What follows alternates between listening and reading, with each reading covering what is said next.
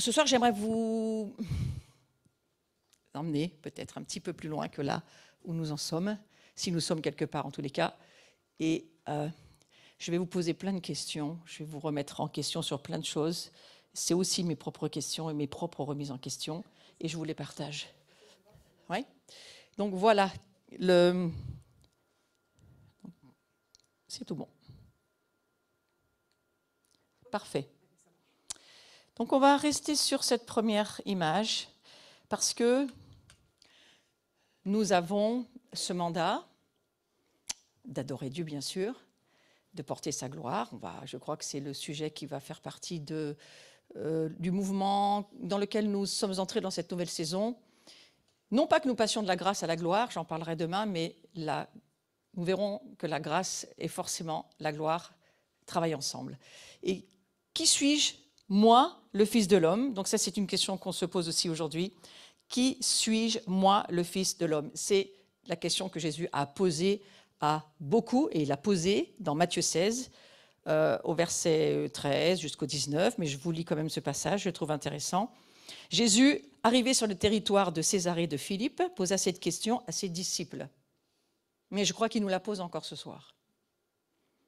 Ah, mais je sais qui tu es, Jésus. Faites attention à ce que vous répondez, parce que je ne suis pas très sûre qu'on parlera du même Jésus dans quelques temps. Est-ce que c'est vraiment ce Jésus-là? Donc on va voir où on va. Au dire des gens, qui suis-je, moi, le Fils de l'homme? Vous savez, quand on dit le Fils de l'homme, pour les Juifs, c'est le Messie. Donc on parle ici du Messie, bien sûr. Ils répondirent, les uns disent Jean-Baptiste, d'autres Élie, d'autres Jérémie, ou l'un des prophètes. Mais vous, leur dit-il, en parlant à ses disciples, vous, leur dit-il. Alors à vous, ce soir, qui dites-vous que je suis? C'est la question que vous pose Jésus. Simon-Pierre répondit, vous connaissez bien l'histoire, mais je vous la redis encore une fois. Tu es le Christ, le Fils du Dieu vivant. Moi, je suis sûre que c'est le premier qui a répondu. Il a foncé dedans, il savait. Ça y est, il a sorti sa super révélation. Et je crois qu'il l'a sorti d'une manière extrêmement claire. Parce que quand on lit, tu es le Christ, le Fils du Dieu vivant. Et Jésus reprit la parole et lui répondit, tu es heureux, Simon. Vous savez que si Jésus nous dit ça, je pense qu'il a dû être heureux, au moins les quelques secondes là. Tu es heureux, Simon. Tu es heureux. Mais, fils de Jonas, ce ne sont pas la chair et le sang qui t'ont révélé cela, mais mon Père qui est dans les cieux. Donc Dieu qui est dans les cieux a directement révélé à Pierre qui est Jésus. Le Christ, le Fils de Dieu. On le sait tous aujourd'hui, cela, qu'il est le Christ, le Fils de Dieu. Et Jésus reprend la parole et dit, alors je vais un petit peu après, et moi je te dis, c'est toujours Jésus qui parle, moi je te dis que tu es Pierre, et que sur cette pierre, je bâtirai mon église. Et que les portes du séjour des morts ne prévaudront pas contre elle. Je te donnerai les clés du royaume des cieux. Ce que tu lieras sur la terre sera lié dans les cieux. Ce que tu délieras sur la terre sera délié dans les cieux. Et ce soir, je prie que dans cette saison dans laquelle nous rentrons, une nouvelle saison de nouveau, nous puissions laisser Dieu nous montrer qui est Jésus-Christ. Et vous savez, Jean, qui a écrit le livre de l'Apocalypse, il a dû monter. Monte, Jean. Et quand tu seras suffisamment monté, je te ferai voir tout ce que tu dois voir, que tu as besoin de voir. Et nous aussi, je crois que c'est une promesse que Dieu nous donne dans ces jours. Monte parce que je vais te montrer, je vais te faire voir ce que tu as besoin de voir pour que tu puisses vivre non seulement ton sacerdoce, non seulement ton appel de roi ou de reine dans le royaume de Dieu, mais pour que tu puisses traverser les jours qui sont devant toi. Il faut que tu vois, il faut que tu expérimentes. Donc il faut monter. On va se souvenir tout le week-end que Jésus considère comme quelque chose de très important pour lui, le ciel ouvert. Et que ses priorités ne sont pas les nôtres. Voyez. Lui, sa priorité, c'est qu'on monte et qu'on descende, c'est pas que forcément on s'occupe de nos petites affaires à nous. Je crois qu'il y a des affaires dans les cieux pour lesquelles il faut nous occuper.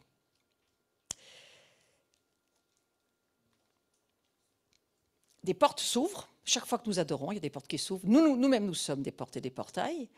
Et lorsque nous commençons à lever notre adoration, nous ouvrons, nous n'en sommes pas toujours conscients, mais nous ouvrons des portes dans les cieux et nous passons, parfois même, plusieurs portes. Et on aurait juste besoin de comprendre ce que nous sommes en train de vivre. Alors je prie ce soir que nous puissions recevoir des révélations fraîches, nouvelles, des choses que nous n'avons jamais vues, jamais entendues, et que Dieu va nous révéler parce que nous le cherchons. À la soirée de France en Feu, c'était il y a quelques jours. C'était dimanche, non? Oui. J'ai vraiment vu dans cette soirée. On était sur Zoom en ligne, moi je faisais partie des intervenants, et je m'attendais à ce que Dieu voulait me montrer. Et j'ai vu, mais vraiment clairement, que chaque maison dans notre nation se transformait en fusée, et chaque maison prenait feu et montait, pour ceux qui sont consacrés, qui cherchent Dieu et qui vivent le sacerdoce. Je parle de ces personnes-là, bien sûr, je ne parle pas de toutes les maisons, mais des maisons qui connaissent Dieu et qui appartiennent à Dieu le Père, au Fils et au Saint-Esprit. Je voyais ces maisons devenir des fusées et monter avec une accélération dans les cieux. Et tout à coup, j'ai vu des livres ouverts et des livres qui ne brûlaient pas, mais dont l'écriture brûlait. Et en demandant au Seigneur ce que ça voulait dire, le Seigneur me dit, mais je vais maintenant, si vous êtes prêts, je vais faire descendre des révélations que vous ne connaissez pas. Des choses nouvelles, des choses que vous n'avez jamais entendues, jamais vues. Mais des choses qui sont dans la parole de Dieu, parce que ça ne peut pas être en dehors de ce qui est dans la parole de Dieu. Alors je dis, mais Seigneur, fais brûler ta parole, c'est formidable. Amène des révélations nouvelles. Fais que chaque fois qu'on lise la Bible, on lise autre chose que ce qu'on connaît déjà. Ouais. Et ça, c'est ma prière pour nous sur ce week-end. Vous savez qu'on voit au travers de la parole de Dieu, et c'est au travers de ça que nous avons des visions, des révélations, que nous avons des rencontres avec Dieu. Nous rencontrons Dieu parce que nous vivons la parole comme la vie et pas comme une phrase ou une écriture. On n'est pas en train de lire la Bible. La Bible, on la vit, et c'est une substance qui nous fait devenir, parce que nous entendons et nous voyons. Vous savez que Moïse a voulu voir la gloire de Dieu. Il voulait voir la gloire de Dieu, Moïse. C'est normal, il en connaissait un peu, il en voulait plus. Chaque fois qu'on a un petit peu de gloire, on en veut plus. On veut plus du Jésus qu'on connaît. Et vous connaissez l'histoire. Il a caché avec sa main, il l'a vu de derrière. N'empêche que dans le désert, comment est-ce qu'ils voyaient Dieu? Ils avaient la nuée devant, la nuée derrière, ils voyaient Dieu tout le temps. Ils ne voyaient pas le Dieu qu'ils auraient. Vous penseriez qu'ils seraient, mais eux, ils voyaient Dieu tout le temps. Ils avaient une vision visuelle de la manifestation de Dieu. La nuée devant, la nuée derrière, la nuée décolle, on déménage, la nuée va à gauche, on va à gauche, la nuée s'arrête, on s'arrête, et on suit la manifestation visuelle de Dieu. Ça, c'est ce que vivait le peuple hébreu dans le désert. Et lorsque Moïse meurt, qu'est-ce qui se passe? Josué. Et Josué, Jésus va lui donner une clé extrêmement importante. Dire, tu vois, Josué, on a changé de saison. Maintenant, je ne vais plus être là avec la nuée, vous n'allez plus me voir comme ça, ça ne va plus fonctionner comme ça. Maintenant, tu vas méditer la parole jour et nuit, et tu vas écouter tout ce que je vais te dire, et c'est en m'écoutant que tu vas voir. Donc, chaque fois que vous lisez la Bible, vous voyez Dieu. Chaque fois que vous méditez sur la parole, vous voyez Dieu. C'est juste que ce n'est pas une phrase que vous lisez, c'est la réalité spirituelle, la substance spirituelle qui fait que vous vivez ce que Dieu dit. Donc je souhaite aussi que dans ce week-end, nous puissions non pas lire la Bible, mais la vivre comme une réalité spirituelle. Nous avons besoin d'entendre pour connaître et rencontrer. Et c'est en général quand Dieu nous appelle par notre prénom ou parce qu'il nous parle que nous voyons. Donc nous avons tous ici un ciel ouvert au-dessus de nous. Le voile s'est déchiré, il ne se recoudra pas. Ne soyez pas inquiets, il n'y a aucune couturière qui est capable de le faire. Par contre, Dieu veut monter, il veut descendre. Et c'est ce qu'il veut ce week-end sur chacun d'entre nous. Il veut monter, il veut descendre au travers de vous. Devenez une porte, devenez un portail et laissez Dieu vous emmener très haut, là où il se trouve, pour vivre des rencontres avec lui et venez nous raconter ce que vous vivez. Donc, qui suis-je, moi, le Fils de l'homme? Eh bien, voilà, tu es le Christ, le Fils du Dieu vivant. Et c'est ce Jésus-là que nous souhaitons vivre, rencontrer, connaître encore plus sur ce week-end. Ce n'est plus moi qui vis, c'est Christ qui vit en moi. Ça, c'est Colossiens, Galates 2:20, mais aussi dans le livre de Colossiens, chapitre 1, verset 26. Je vais vous le lire. Le mystère caché de tout temps et à toutes les générations, mais dévoilé maintenant aux saints. Alors, ne me dites pas que le voile, il y a un voile devant vous, vous ne pouvez pas passer. Le voile, il n'est plus là. C'est écrit. Dévoilé maintenant aux saints. Est-ce que vous pouvez vous dire, moi, le voile, il est ouvert pour moi? Vous pouvez vous le dire, dites à votre voisin. C'est dévoilé pour toi. Hein. Le mystère caché en Christ. Colossiens chapitre 1, verset 26. De tout temps et à toutes les générations, mais dévoilé maintenant à ses saints, à qui Dieu a voulu faire connaître quelle est la glorieuse richesse de ce mystère parmi les païens, c'est-à-dire Christ en vous, l'espérance de la gloire. Il n'y a plus de voile. Hein. Moi, je suis pour enlever les voiles, hein. Pas que les voiles, mais comme les voiles. Hein. Et que, les masques aussi, mais bon, et que on puisse aujourd'hui saisir une réalité spirituelle. Vivez dans la réalité. La réalité, c'est la vérité. Mais c'est une substance, c'est une réalité. C'est ouvert pour moi, je peux voir, je peux y aller. Si vous pensez qu'il y a un voile, vous ne passerez pas. Jésus serait mort pour rien, alors c'est dommage. Ouais. Donc ce mystère, c'est l'espérance de la gloire. Christ est en moi. Dites à votre voisin, il est aussi en toi. Pourquoi nous parlons? Pourquoi est-ce que nous parlons? Parce que lorsque nous parlons, nous voyons. Vous comprenez ce que je vous dis? Lorsque vous parlez, vous voyez. Christ est en toi. Ce n'est pas une phrase, c'est une substance spirituelle que vous créez là où vous êtes. Et vous créez le royaume au travers de ce que vous dites. La parole de Dieu, c'est vivant. Ce n'est pas une théologie, ce n'est pas des phrases sur un livre. C'est une vraie parole qui vit. Et quand on la parle, elle se met à nous transformer. Donc lorsque nous disons à quelqu'un, tu as Christ en toi, nous continuons à transformer ce Christ qui est en lui. Ça, c'est quand même... Oh, j'aime ce chant hein, que nous chante Hélène souvent. Christ devant, Christ derrière, le chant de Saint-Patrick. Pour moi, à chaque fois, il me transforme, il crée le Christ en moi que je ne connais pas. Ça continue pour moi. C'est une histoire qui continue. Ce chant est totalement vivant. Il n'a pas de fin ni de début. C'est impressionnant, c'est une réalité spirituelle. Et alors que nous proclamons ce Christ, eh bien, nous le voyons, il nous transforme, nous contemplons ce qu'il est, nous le devenons. Mais c'est en le parlant que nous le devenons. Méditer, ça veut dire murmurer. Hein. Donc, c'est pour ça que les moines murmuraient beaucoup la parole, parce qu'ils la parlaient, ils la devenaient. Ils la parlaient, ils la devenaient. C'est la puissance de la parole. Donc, nous avons besoin de connaître deux choses très importantes. Qui suis-je? Ce n'est pas mon sujet de ce soir, mais sachez qui vous êtes. Et cherchez qui vous êtes. Et lisez la Bible. Et vivez ce que la Bible dit. Voilà, c'est la réalité, la vérité hein, de ce que dit la parole de Dieu sur vous. Et puis, qui est Christ en moi? Qui est ce Christ? Qui est ce roi de gloire? Et ces deux révélations, elles doivent se rejoindre. Parce qu'elles deviennent une seule et même révélation. Vous ne pouvez pas avoir l'une sans l'autre, pas l'une sans l'autre, c'est impossible. Il nous faut les deux. Christ en moi, moi en Christ. Qui suis-je, qui il est? Alors il pose cette étrange question, parce qu'il est caché dans un mystère. Jésus, quand il dit à ses disciples, eh bien, alors, au dire des gens, qui je suis, moi, le Fils de l'homme, eh bien, ils ne répondent pas, tu es le fils de Marie et de Joseph. Hein, c'est pas ce qu'ils répondent dans l'histoire. Ils ne disent pas, tu es le fils de des voisins. Non, non. Et non, il y a un mystère de qui il est, et en atteignant le crescendo de la raison pour laquelle il est venu sur la terre, après ces 3 ans et demi qu'il vient de passer avec ses disciples, eh bien, il pose cette question. Qu'est-ce que les gens disent? Et les gens disent beaucoup de choses, vous voyez. Et le monde ne peut pas connaître Christ parce que simplement, ils disent des choses sur lui. Mais nous ne disons pas des choses sur lui. Je vous invite à ne pas dire des choses sur Jésus. Je vous invite à entendre qui il est et à le recevoir dans la réalité spirituelle. Parce que ce qu'il est là pour toi, il l'est en vrai.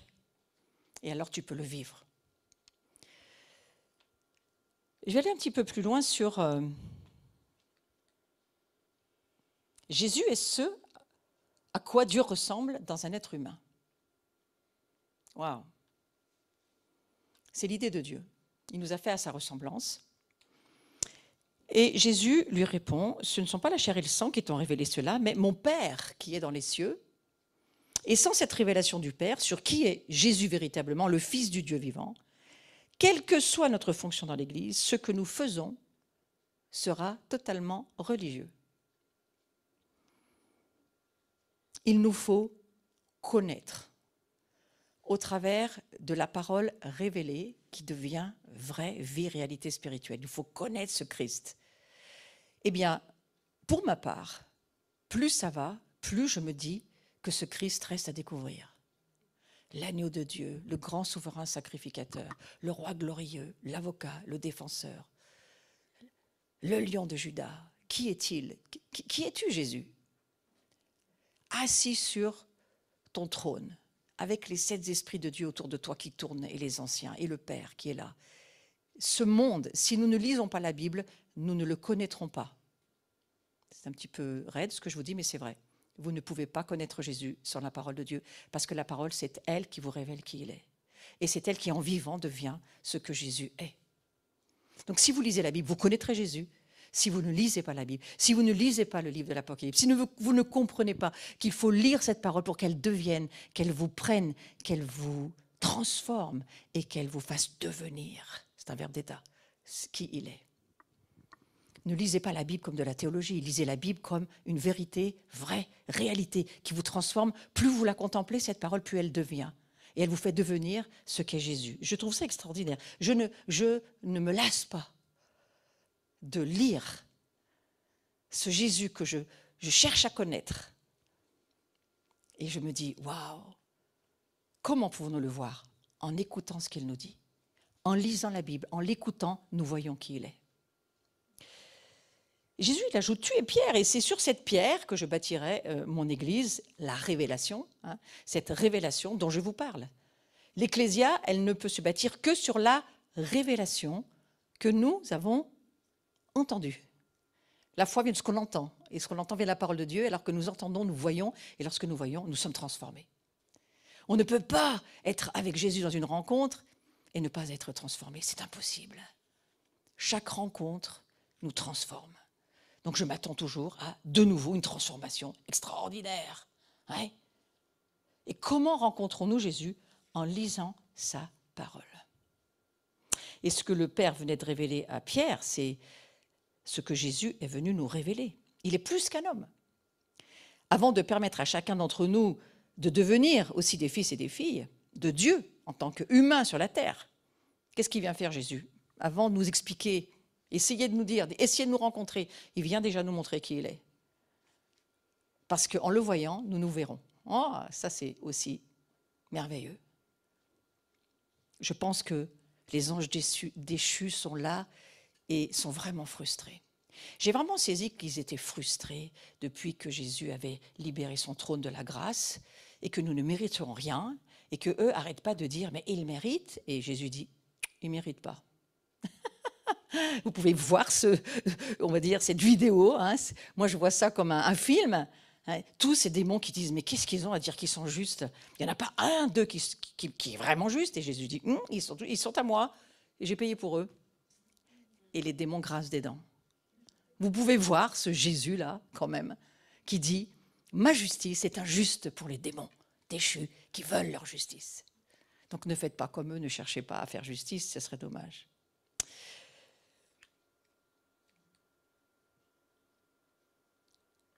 Donc vous voyez, l'Ecclésia, elle va être constituée d'humains qui sont nés comme fils et filles du Dieu vivant. J'ai pris un mot kénos qui est peu employé pour le moment, mais vous allez en entendre beaucoup parler pour ces jours qui arrivent. Et ce mot, il est particulier. Bon, j'irai dessus, je pense, demain. Là, c'est la pub d'une entreprise, hein, donc allez pas chercher exactement ce que c'est que ce logo, parce que ce logo ne m'intéresse pas du tout. Ce qui m'intéressait, c'est, j'ai cherché le mot kénos et j'ai trouvé simplement une entreprise qui s'appelle Kénos, qui a fait un très joli logo. Ce mot kénos, c'est quelque chose de très particulier. C'est la nouvelle créature que nous sommes, et je le développerai demain après-midi. Nous sommes une nouvelle créature qui n'a rien à voir avec la créature humaine et terrestre que nous sommes en ce moment, alors que je vous parle ici dans la matérialisation de nos corps. Ce que Jésus fait de nous n'a rien à voir avec ce que nous sommes, ce que nous étions en termes d'être non spirituel, non nés de nouveau. Mais alors que nous naissons de nouveau, nous devenons des êtres kénos. Je vous laisse un peu le mystère planer toute la nuit, vous chercherez. Et nous n'avons rien à voir avec ce que nous pensons que nous sommes. Il faut creuser. C'est pourquoi le Seigneur a dit à l'Ecclésia, à l'Église, il a dit, vous savez un peu de moi, mais vraiment pas assez pour que je révèle encore certaines choses. Creusez, cherchez, cherchez. Et nous avons tous entendu cette année. Toutes les communautés prophétiques nous ont entendu la même chose. Nous avons entendu, creuse, creuse, creuse. Cherche encore. Il faut que tu ailles beaucoup plus profond, beaucoup plus haut, que tu montes. Cherche-moi, il faut que tu me trouves. C'est ce que j'entends le Seigneur être en train de nous dire. Et voilà, je crois que c'est une invitation dans ce week-end.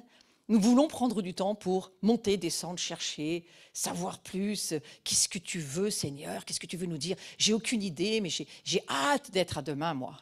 Parce que demain, on va aller dans des terres inconnues, hein, mais qui vont nous être révélés. Des mystères qui vont nous être révélés. Les mystères, ils sont là pour qu'on les trouve. Alors, cette ecclésia, vous voyez, elle est là, et elle est belle, et c'est nous, et c'est juste magnifique de se dire que nous allons simplement y aller. La gloire de Dieu. Jésus, il est venu pour nous montrer un autre niveau de vie, une autre dimension de la réalité. Et cette réalité, c'est quoi? C'est la parole de Dieu qui prend vie en nous et qui devient, qui nous transforme et qui nous fait devenir ce qu'elle dit que nous sommes. Un autre niveau, pourquoi? Mais parce que, regardez Jésus, comment est-ce qu'il vivait Jésus? Passé au travers des murs, il lisait dans la pensée des gens. Aujourd'hui, on dirait qu'il fait de la télépathie, mais c'est tout à fait, c'est lui qui a inventé la télépathie. Après, le diable a repris, mais le diable n'invente rien. Donc, il est capable de lire dans l'esprit de quelqu'un, il est capable de passer au travers du matériel, il est capable de voir des choses qui sont invisibles pour certains.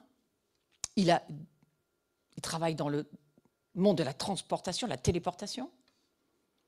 Comment est-ce qu'il s'est retrouvé dans la chambre alors qu'ils avaient fermé la porte? Ça vous dit de devenir ce qu'il est, puisqu'il paraît qu'il est en nous et qu'il est comme ça. Pourquoi sommes-nous comme nous sommes? Pourquoi ne nous laissons-nous pas faire pour que Dieu nous change? Pourquoi pensez-vous qu'à la fin des temps, rien ne sera plus possible, sauf que tout est possible pour ceux qui croient?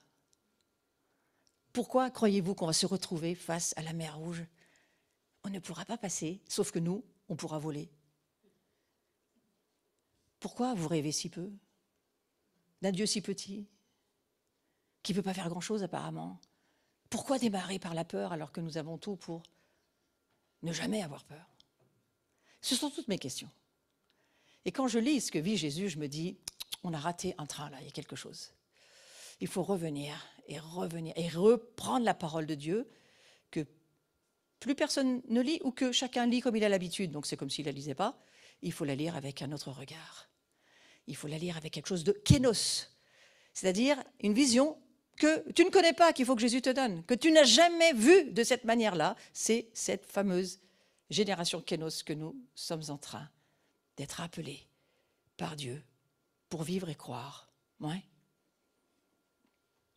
Oh, vous êtes en train de me dire, là, ça va quand même un peu trop loin. Mais Jésus est allé beaucoup trop loin. Alors, si vous lisez l'Écriture, il est allé beaucoup trop loin. Nous parlons guérison, nous parlons miracle pour nous. Mais alors, qu'est-ce qui se passe pour les nations qui nous attendent? Et si Dieu voulait t'envoyer en Russie et qu'il fallait que tu y sois dans les 10 minutes? Est-ce que c'est impossible pour lui? Bien sûr que non, il est Dieu. Il cherche juste quelqu'un qui serait d'accord. Donc il y a des projets de Dieu qui nous attendent, je crois, pour lesquels nous ne sommes pas prêts. C'est pour ça que Dieu est patient. Mais il cherche un peuple disponible, un peuple qui veut vivre dans une autre réalité, une autre dimension, une dimension de la gloire. On va aller encore un petit peu plus loin. La gloire de Dieu repose sur toute la création. Ce n'est pas moi qui dis, c'est la parole de Dieu. La gloire est partout, il faut juste la voir. Elle est partout, parce qu'on ne la voit pas. Pourquoi vous voyez que ce qui est visible? Voyez ce qui est invisible. Parce que les réalités sont dans l'invisible. Donc, ce que vous voyez, ce n'est pas vraiment réel. Vous voyez, je vous vois là, mais vous allez passer quelques années. Dans quelques années, vous ressemblerez même plus à ce que vous êtes là. Et puis dans quelques années, vous ne serez plus là. Mais la réalité de qui vous êtes, le corps spirituel éternel que je peux rencontrer, celui-ci ne change déjà plus du tout, parce qu'il est déjà éternel. Et c'est ça qu'il faut rencontrer. Apprendre à vivre dans l'invisible, apprendre à vivre dans la réalité de l'invisible. Vous ne croyez pas qu'on pourrait commencer une grande soirée de repentance là en disant « Seigneur, je dois me repentir la tête dans la poussière parce que je n'ai vraiment pas cette façon de penser. » Oui, mais c'est pourquoi Dieu nous dit « Repentez-vous et croyez. » Vous ne pouvez pas croire jusqu'à ce que vous vous repentiez. Repentez-vous parce que tout ce que vous pensez, ça ne peut pas. Vous avez une pensée d'esclave. Vous ne pouvez pas rentrer dans le monde de Dieu et de l'esprit. Il faut changer votre mentalité d'esclave contre ma mentalité de l'impossible. Mais pleurez pour l'avoir, gémissez, souffrez, mais attendez au moins quelque chose de plus que ce que vous vivez aujourd'hui. Parce que là, on ne fait pas peur à une mouche et le monde spirituel, on ne l'impressionnera pas du tout. Mais à un moment donné où Jésus dira, il l'a dit, il a donné c'est extraordinaire ce premier verset. Alors que Pierre, très content d'avoir donné la réponse qui ne venait pas de lui, mais quand même, il l'a donné, il a donné. Il y en a plein qui l'avaient peut-être entendu, il ne l'avait pas donné. Ne faites pas partie de ceux qui ne donnaient pas. Faites comme Pierre, donnez, donnez, donnez. Donnez ce que Dieu vous donne et vous aurez encore plus. Maintenant, ceux qui ne donnent pas, ils n'ont rien et encore on retirera ce qu'ils ont. Alors, donnez, donnez. Je ne vais pas faire l'offrande, ce n'est pas prévu ce soir, mais j'aurais pu là. Mais les portes du séjour des morts, c'est ça que Dieu nous dit. Les portes du séjour des morts. Ça vous intéresse ? Nous pouvons ouvrir les portes. Nous avons les clés du royaume. Il n'a pas dit lequel, pas que le royaume de Dieu. Dieu, tout est à lui. Donc même le royaume des morts appartient à Dieu, ceci dit. Alors on peut avoir les clés du séjour des morts. Et on peut aller chercher des âmes captives. Et on peut aller chercher des gens dans les terres de l'oubli, dans les fosses de la destruction, dans la boue. Toutes les psaumes vous expliquent où se trouvent les portes de l'empire de la mort. Qui veut y aller ? Moi, je n'ai pas entendu beaucoup de moi. Mais nous sommes appelés à délivrer les captifs. Et nous le faisons dans l'intercession. Mais c'est quand même ce que Jésus dira à l'Ecclésia, je vous le relis, je bâtirai mon église, mon ecclésia, et les portes du séjour des morts ne prévaudront pas contre elle. Ça veut dire que la mort, nous pouvons, lorsque Dieu nous le demande, bien sûr, on ne fait pas ce qu'on veut, on est soumis au Père. Mais si le Père nous demande d'aller faire quelque chose, est-ce que nous serons prêts pour le faire ? Parce qu'il nous dit, je te donnerai les clés. Toutes les clés sont pour nous. Nous sommes, quand vous regardez Jésus, vous regardez l'opinion que Dieu a de vous. Il voit Jésus, il nous voit. Waouh! Il n'y a plus d'esprit de rejet, là. Il n'y a plus d'esprit d'orphelin. On passe un grand nombre de prières sur la délivrance, là. Parce que si nous le croyons, nous le sommes. Et pour croire, il faut métanoïa, il faut se repentir. Alors, en tous les cas, cette pierre de la révélation, la véritable ecclésia, elle est composée de personnes qui sont nées de quoi ? D'une révélation. On ne peut pas naître autrement que d'une révélation. On ne peut pas naître d'une information. On n'est pas d'une information, on est d'une révélation. Donc, on a trop d'informations. Et les informations, c'est regarder la télé, oh là là, vous avez la migraine très vite, surtout là, dans cette époque. Toutes ces informations, elles nous pourrissent notre vie. Nous, on a besoin de révélations qui nous ouvrent des portes spirituelles, qui nous font rentrer par les portails et qui nous permettent d'aller et de faire ce que Dieu veut et nous demande de faire. Nous sommes des fils et des filles d'en haut, pas des fils et des filles d'en bas, même si nous y vivons pour un certain nombre de jours. Réduit et limité, amen, parce qu'il est beaucoup mieux pour nous de vivre dans un corps glorieux. J'avance un petit peu pour aller sur qu'est-ce que l'homme pour que tu te souviennes de lui ? C'est comme une grande question. Et le Fils de l'homme pour que tu prennes garde à lui. Tu l'as fait de peu inférieur à Dieu. Vous vous sentez comme ça ? Repentez-vous. Et tu l'as couronné de gloire et de splendeur. Vous la voyez, votre couronne de gloire ? Plus personne ne répond, plus personne ne veut se repentir du coup. Regarde ton voisin et dis, il faut que d'ici le week-end, je vois ta couronne de gloire. À la fin du week-end, il faut que j'arrive à voir ta couronne de gloire. Et écoutez, ce n'est pas moi qui le dis, c'est le psaume 8. Mais est-ce que nous lisons des informations ou est-ce que nous lisons la vérité ? C'est une information? Non. C'est une vérité? Oui. Donc nous avons une couronne de gloire et il aurait pu garder gloire, ça serait suffisant, Dieu est toujours, il exagère, et de splendeur, il en rajoute toujours. Parce que, il est comme ça, lui. Et tu lui as donné la domination sur les œuvres de tes mains et tu as tout mis sous ses pieds. Repentez-vous si vous n'y croyez pas. C'est pour ça qu'on est tous dans la repentance. Vous savez quoi? C'est un week-end pour faire revenir la gloire. Comment pensez-vous que la gloire revient?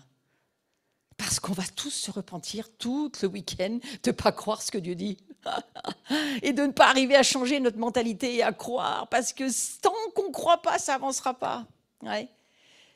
Jusqu'à ce que nous ayons le logiciel des cieux et pas terrestre.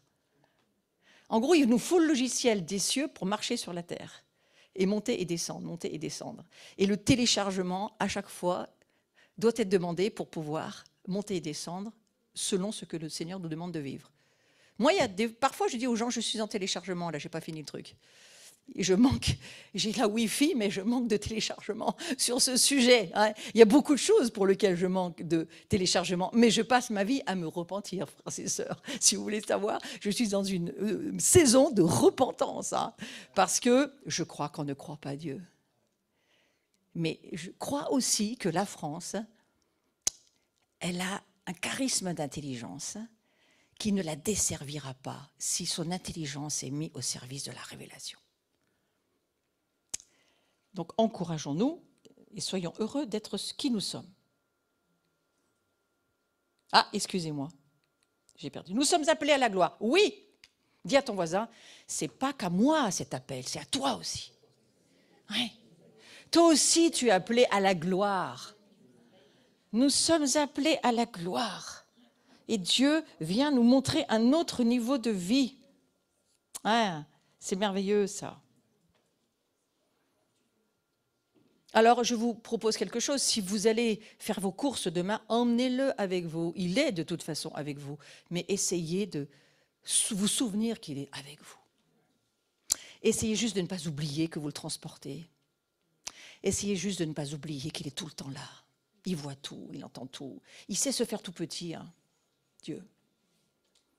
Parfois, je suis impressionnée de pourquoi il se rétrécit autant. Mais parce qu'il est ainsi.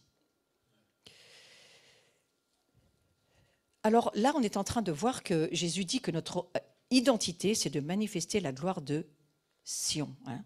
Nous sommes appelés à la manifester, donc à la vivre. Mais alors, question. Quel genre de gloire avait Jésus sur la terre, selon vous? Alors, replongez-vous dans les évangiles. Je vous propose de faire ça tout le week-end et toute l'année jusqu'à la fin de l'année. Replongez-vous dans les évangiles et cherchez à voir quel genre de gloire vit Jésus. Et c'est peut-être cela qui vous fera commencer à la vivre. Parce qu'en le cherchant, nous le trouvons. C'est ce que dit l'Écriture. Ouais. Je trouve intéressant ces deux passages. Je vous les laisse sur le cœur.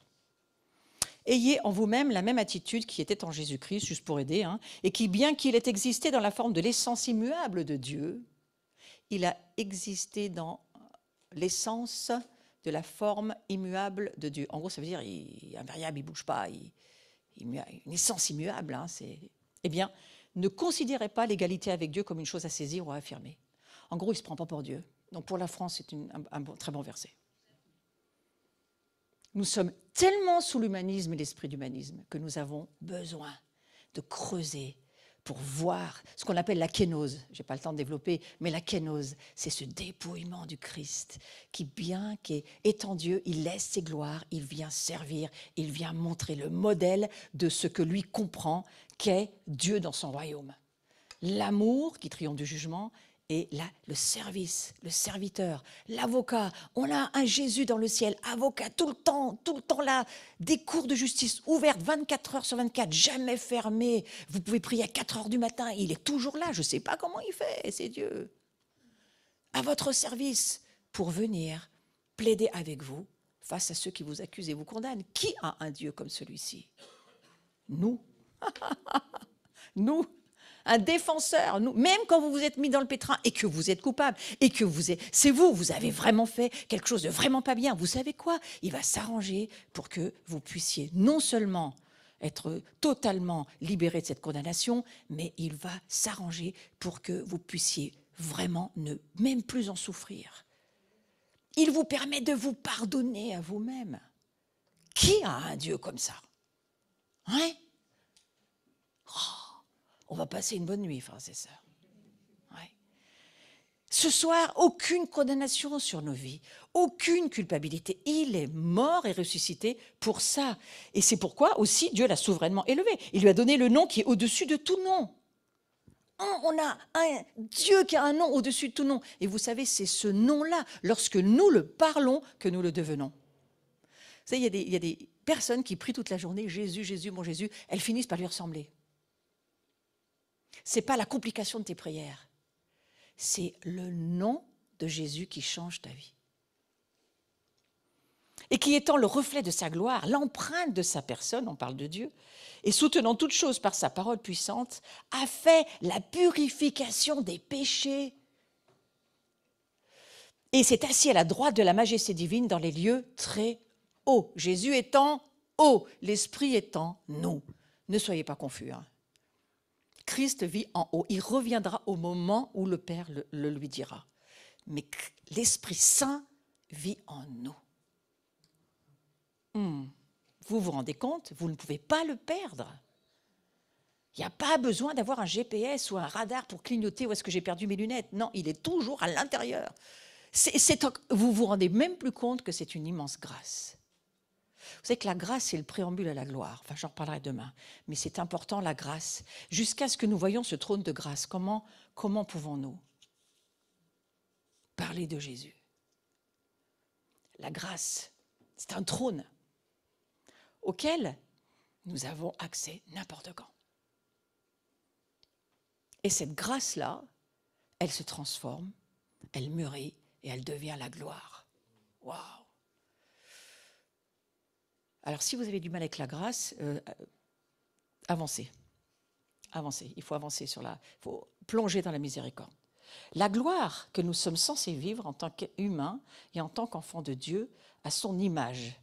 Vous voyez, j'ai remis encore une porte. Parce que je crois qu'il y a quelque chose que Dieu essaye de nous dire dans cette saison. Nous ne sommes pas de la terre, nous sommes des cieux et nous sommes appelés à vivre dans les cieux et sur la terre aussi. Et donc il y a cet apprentissage à voir comment Jésus vivait quand il était sur la terre dans son incarnation. Il nous a montré un modèle. Il a dit voilà, regarde, lis et tu vas être ce que tu lis. Guéris les malades, fais comme moi, ça va marcher. Délivre les captifs, chasse les démons, fais comme moi, ça va marcher. Lis et deviens. Et c'est ce que j'ai entendu me dire pour ce soir. Lis et deviens. Lorsque tu vas louer Dieu demain, tu le deviens. C'est pas tu chantes une chanson, c'est tu deviens ce que tu dis. Attendez-vous à ça demain. Parce que vous allez monter dans des niveaux si vous vivez cela. Si vous croyez vraiment que ce que vous dites, que ce soit dans la louange, que ce soit en parlant la Bible, que ce soit en psalmodiant, que ce soit en priant, en intercédant, quelle que soit la chose que vous faites, vous devenez ce que vous dites. Vous le comprenez cela?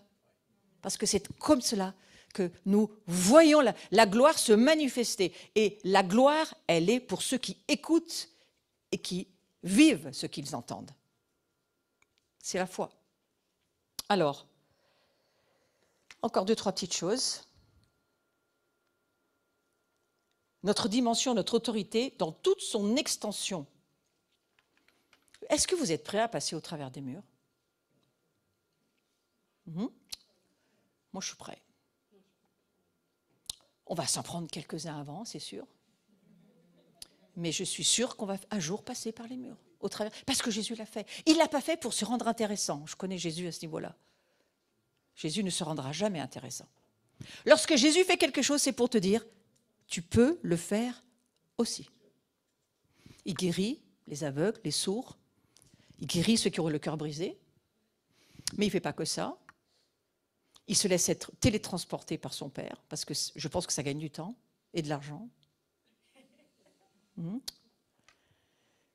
Ce que Jésus fait, tu as la capacité de le faire déjà dans le désir de vouloir être comme il est.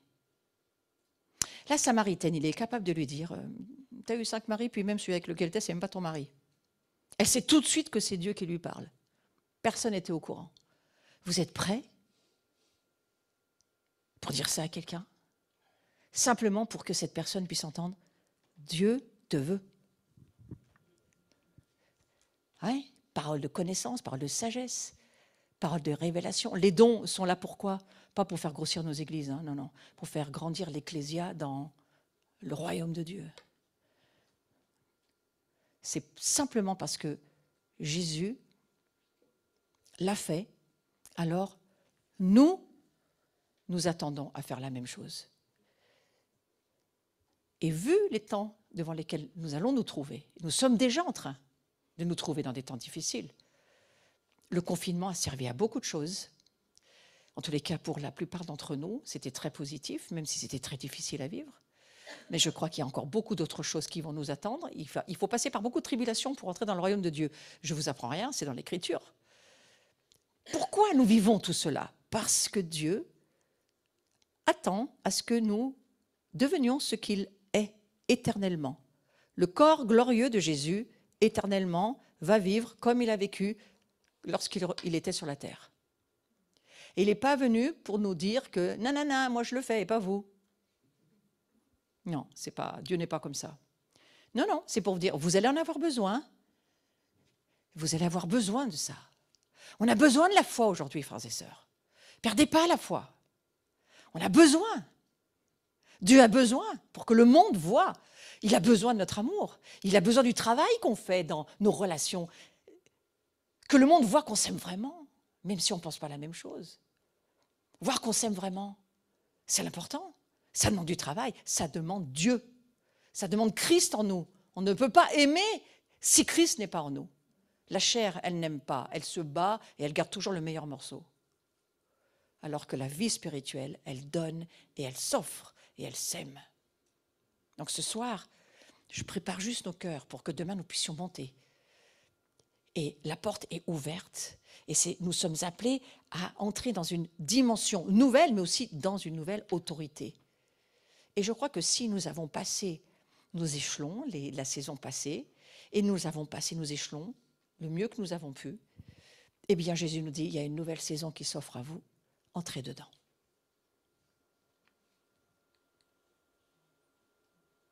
Donc la question qui reste entière, qui est extrêmement importante, je la repose, je pose plein de questions, je n'y réponds pas forcément. Est-ce que nous savons qui nous sommes? Moi j'ai pris cette image, pourquoi? Parce que je crois qu'on n'est pas du tout terrestre. Voilà qui nous sommes, des hommes et des femmes, l'Ecclésia, des gens absolument différents de ce monde, qui n'ont rien à voir avec ce monde. Nous allons faire les œuvres que Jésus a faites et qui n'ont rien à voir avec ce que le monde nous propose. Et nous devons donc vivre dans une mentalité des choses d'en haut, des réalités invisibles. Et les réalités invisibles, elles sont dans la parole de Dieu. Christ devant moi, derrière moi, au-dessus, en dessous, comment c'est possible ça? C'est possible parce que c'est une réalité spirituelle. Et demain, on va le chanter, ce chant, j'en suis sûre. Et ce chant, qu'est-ce qu'il va nous faire? Il va faire que on va le devenir. Demain, j'aimerais vraiment qu'on prenne du temps dans la parole chantée. Ouais. Parce que c'est elle qui nous transforme, c'est elle qui nous fait devenir. Ce que nous serons éternellement, hein, c'est quand même extraordinaire de penser à ça. On n'en peut plus du confinement, c'est Dieu qui en a marre. Il en a marre que sa gloire soit confinée. Alors, il vous a fait goûter le confinement, à mon avis, ce n'est pas lui qui l'a voulu, mais au moins il a dit, oh, bah, ça va servir à quelque chose. Ils vont voir comment on en a marre, nous, à l'intérieur d'être confinés. Depuis 2000 ans, on est confinés. Hein. Ils ne comprennent pas qu'il ne faut pas nous enfermer dans les églises, qu'il ne faut pas nous enfermer dans les petits tabernacles, qu'on n'est pas fait pour ça, qu'on est fait pour monter, descendre, aller partout où on a envie, là où il veut, comme il veut, quand il veut. Ça, c'est le vent du Saint-Esprit. Ça, c'est une agacerie que j'ai beaucoup vécue dans le confinement, mais c'est Dieu qui m'a parlé là-dessus. Il m'a dit, j'en peux plus. Toi, tu en as marre d'être confiné, mais tu ne comprends pas, moi, combien j'en ai marre d'être confiné dans des corps humains qui ne font rien. Alors alors qu'on est mort pour eux, pour qu'ils deviennent comme nous. Dis à ton voisin, deviens comme ils sont. Mais de qui tu parles? Si jamais ils dormaient, tu dis le Père, le Fils et le Saint-Esprit. Hein? C'est d'eux dont on parle, hein, bien sûr, bien sûr. Faites tout pour sa gloire, voilà. Et puis, désirer la gloire, pourquoi faire? C'est pas seulement pour faire les œuvres que Jésus a faites, et même des plus grandes que lui, c'est ce qu'il a dit, c'est pas seulement ça. C'est parce qu'aujourd'hui, la terre nous attend, les nations nous attendent, les terres inconnues nous attendent. Et la France a une voix d'autorité prophétique et apostolique dans les nations pour parler la parole. C'est pour ça qu'on a eu aussi le mouvement huguenot. Moi, je suis du mouvement de la Réforme, mais ô combien la Réforme est devenue rigide. Et aujourd'hui, il faut sortir, c'est difficile ce que je vous dis, mais je le dis comme ça, il faut sortir la parole du livre pour qu'elle devienne vie. On ne lit pas un livre. C'est ce que j'ai dit à mes ancêtres quand je me suis retournée derrière moi. J'ai fait, écoutez, vous avez été gentils pendant tout ce mouvement huguenot, mais moi, j'en peux plus de votre mouvement huguenot. Il faut que la Réforme se réforme. Hein? C'est une fille de la Réforme qui vous parle. Donc aujourd'hui, la parole doit prendre vie. Et l'autorité de la parole, elle nous a été donnée en mandat sur les nations pour annoncer l'agneau et l'épouse, l'agneau Jésus-Christ, mort, son sang. On va avoir une révélation de l'agneau qui est en train de grandir en ce moment dans les cœurs qui cherchent vraiment qui il est. Et on va avoir aussi la révélation de l'épouse parce que c'est la France aussi qui est appelée à cela. Nous sommes sensibles. Très sensible au son de la voix de notre bien-aimé Jésus. Est-ce que quelqu'un peut venir au clavier derrière? J'aurais juste prié. Et je pense que ça sera bien pour ce soir.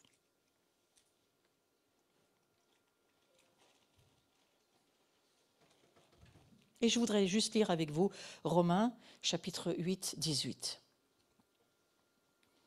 Pour moi, j'ai fini, mais je ne sais même plus où c'est que on en est là, mais voilà, c'était le dernier. C'est très bien, c'est là où j'en suis. Dites à l'oiseau, à demain. Et celui qui est sorti de l'écran.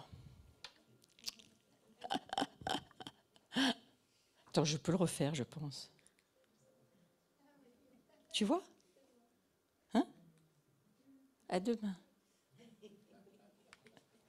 Je vais lire ce verset ce soir. Et je vais finir avec ça, on va prier avec ça.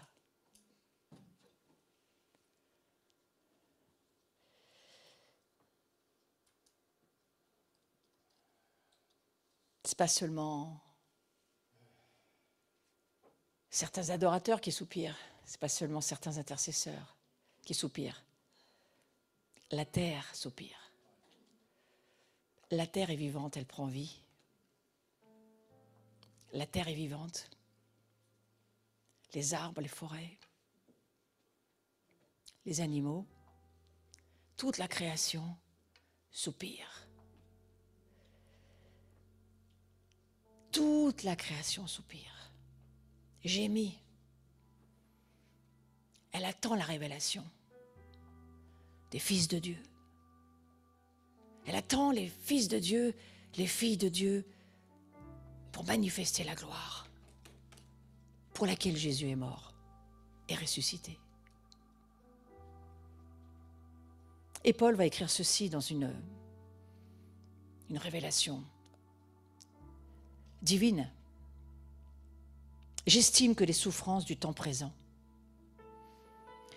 ne sauraient être comparées à la gloire à venir qui sera révélée pour nous. Aussi, la création attend-elle avec un ardent désir la révélation des fils de Dieu. Car la création a été soumise à la vanité, non de son gré, mais à cause de celui qui l'y a soumise, avec l'espérance qu'elle aussi sera affranchie de la servitude de la corruption, pour avoir part à la liberté de la gloire des enfants de Dieu. Or, nous savons que jusqu'à ce jour, La création tout entière soupire et souffre les douleurs de l'enfantement. Ce n'est pas seulement nous, les hommes et les femmes, qui souffrons, mais la création souffre. La terre gémit, les montagnes, les mers, le vent gémissent après la gloire de Dieu. Pleure parce que elle a été corrompue, cette création, alors qu'elle était créée pour accueillir la gloire de Dieu, offrir sa gloire au monde. Elle ne peut pas. Alors elle pleure, elle soupire. Elle soupire pas seulement parce que nous ne sommes et nous ne savons pas qui nous sommes, mais elle soupire parce qu'elle a perdu sa gloire elle aussi. Et elle gémit. Et elle crie. Et vous savez, si nous ne crions pas, les pierres crieront. Ouais. Il y a beaucoup de pierres qui crient aujourd'hui parce que l'Église s'est endormie. Et ce n'est pas elle seulement, je parle de la création, mais nous aussi, qui avons les prémices de l'Esprit. Et nous aussi, nous soupirons en nous-mêmes en attendant l'adoption, la rédemption de nos corps. Alors Seigneur, ce soir, je veux déclarer cette parole, que la gloire se lève sur nous, comme tu l'as montré à Ésaïe pour la fin des temps. Lève-toi, brille. C'est maintenant qu'il faut briller. Alors que l'obscurité des peuples grandit, la gloire sur mon ecclésia va briller de plus en plus et elle va me connaître et manifester qui nous sommes. Alors je déclare ce soir que nous sommes ton ecclésia et que nous avons un ciel ouvert pour ces 2 jours et que ce ciel ouvert va accueillir tes cieux, tes anges, les êtres spirituels qui vont venir ici nous servir, te servir. Et que nous aussi, nous allons en tant que sacrificateurs te servir dans l'adoration. Nous allons passer les portails éternels et nous allons louer, glorifier Dieu, le rencontrer, vivre des transformations dans les cieux. Et nous reviendrons sur la terre. Et nous remonterons dans les cieux. Et nous verrons le Fils de l'homme assis. Et nous verrons le Père assis, qui se réjouiront. Nous ferons notre travail de sacrificateur. Nous l'adorerons. Nous intercéderons. Nous pleurerons. Nous crierons. Nous l'adorons. C'est ça que nous allons faire. Et nous déclarons que le roi de gloire, il a déjà fait son entrée. Dans ton cœur, dans ta vie, dans cette ville, sur notre nation, il est déjà là. Il y a un agneau de Dieu pour notre nation. Il y a un agneau de Dieu. Il y a son sang, il y a son feu qui est là déjà sur nous. Et nous voulons t'accueillir. Et je vous demanderai juste de vous lever ce soir. Nous t'accueillons, agneau de Dieu. Nous accueillons qui tu es, nous accueillons la majesté, nous accueillons la souveraineté du souverain sacrificateur que tu es, du Dieu 3 fois 5 que tu es dans les cieux. Nous t'accueillons pour ces jours que nous allons passer ensemble, toutes ces heures où nous allons être là pour toi. Nous allons venir pour te rencontrer, pour être transformer aussi la nation pour laquelle tu nous appelles. C'est un rendez-vous et lorsque Dieu nous donne rendez-vous, nos vies ne sont jamais les mêmes. Et nous te remercions, Seigneur Jésus. Parce que Rosh Kodesh, on en parlera demain matin. Rosh Kodesh, c'est quelque chose de nouveau, quelque chose qui devient, alors que tu vas nous amener dans une nouvelle saison. Et je déclare cette nouvelle saison ouverte sur chacun d'entre nous. Et je déclare que nous allons laisser le bon pour le meilleur. Et nous allons devenir ces fils et ces filles kénos, différents, enfants de Dieu. Rafraîchis-nous ce soir, Seigneur. Fais tomber la pluie de ta gloire. tombe sur tous ceux et celles qui ce soir sont fatigués, n'en peuvent plus parce que ce monde nous tyrannise par la fatigue. Mais Seigneur, toi, tu nous relèves et tu nous mets debout. Et tu permets que ce soir, nous puissions recevoir l'énergie divine dans nos cœurs, dans nos vies. Tu rafraîchis nos os, tu rafraîchis nos esprits, nos âmes. Tu touches nos corps ce soir, tu guéris ce qui doit l'être. Tu délivres ce qui est enfermé. Tu touches nos vies ce soir, Seigneur, parce que c'est toi qui le fais. Parce que tu es le grand Dieu, tu es l'agneau de Dieu. Tu es le lion de Juda. Tu es celui qui se manifeste de la manière que tu veux dans la salle où tu nous attends. Et ce soir, alors que nous sommes dans la salle de ton trône, nous t'adorons, Jésus. Nous t'adorons, Jésus. Ouvre, fais tomber les écailles de ceux qui ne voient pas. Ouvre les oreilles de ceux qui n'entendent pas ce soir. Permets que nous puissions avoir des rêves, des songes, des visions, que nous puissions voir l'agneau de Dieu, son sang, sa vie, ce qu'il a fait pour chacun d'entre nous et qui nous sommes pour toi, Seigneur Jésus. Amen.